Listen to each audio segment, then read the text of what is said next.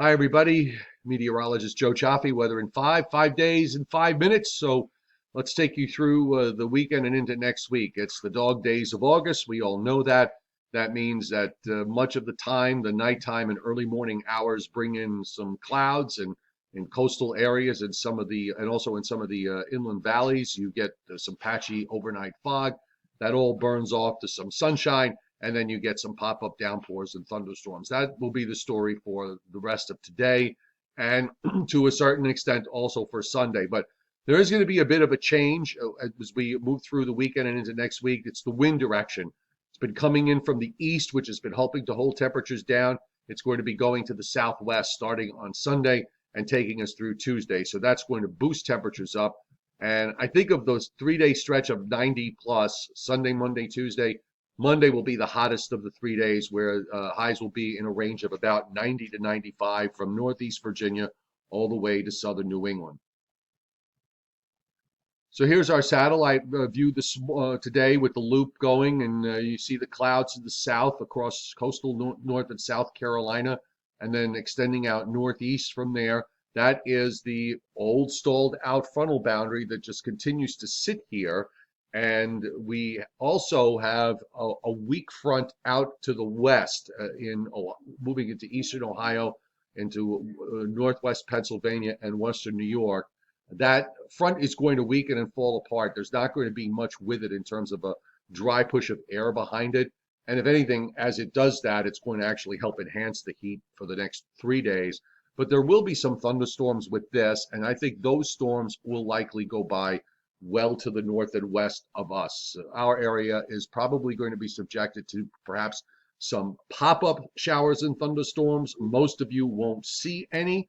So for the vast majority of you, the day should be rain-free, even though at times it might look very threatening.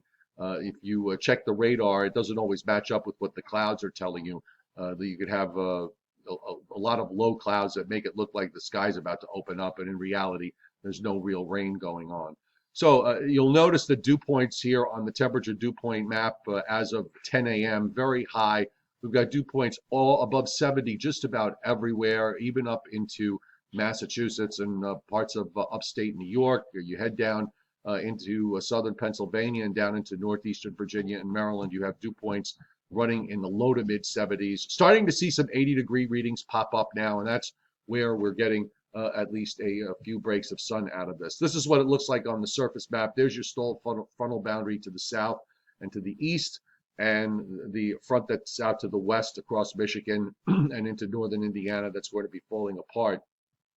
There is some severe weather with that. We're looking on the radar. That's moving across Missouri, and particularly in Illinois, we're seeing some very heavy thunderstorms going through here at mid-morning. But here in the Northeast, again, not too much. I don't think there's going to be very much happening for us from this mid-morning. We've got this one little shower that's up in Northeast, actually one little complex of showers and a heavier downpour moving through Northeast PA. But again, much of this area in here is going to be subject more to pop-ups than anything else, while the area that is up further to the north in upstate New York and in northwestern Pennsylvania up through this area here is probably going to be subject to a bit more widespread activity later on in the day. So we're in pretty good shape, I think, as far as the weekend goes. The next frontal boundary, again, the front of importance really is going to come first. The lead front is late in the day on Tuesday. That's when we could see some showers and storms. That's front number one. Front number two, which is the more important one, is back here, because this is where we've got the real humidity relief. And we're going to have to wait on that one. That is probably going to take its time. It'll approach Wednesday evening here with maybe some other showers and thunderstorms that might or might not survive. And then that front takes still another day to get through here. So I'm thinking the real humidity relief is going to come probably beginning late next Thursday, and then for next Friday and into next weekend as this nice high builds on in. But we do still have about 5 days to get through before that happens. So here's what the highs look like For the rest of today, we're looking at mostly low and mid 80s, but you start to get down into southern Pennsylvania where there is some sun, southern New Jersey, down into Maryland and Virginia. You're looking at upper 80s to near 90. Sunday, those 90-degree numbers start to spread out, almost reaching New York City. It does get to 90 at Trenton, 92 just north of Philadelphia, 91 in Philadelphia. You're seeing temperatures in the low 90s, southern PA, down to Washington, D.C., Baltimore. Monday is the real hot day. You can hear my grandson in the background. Monday is the real hot day as temperatures top out between 90 and 95 degrees.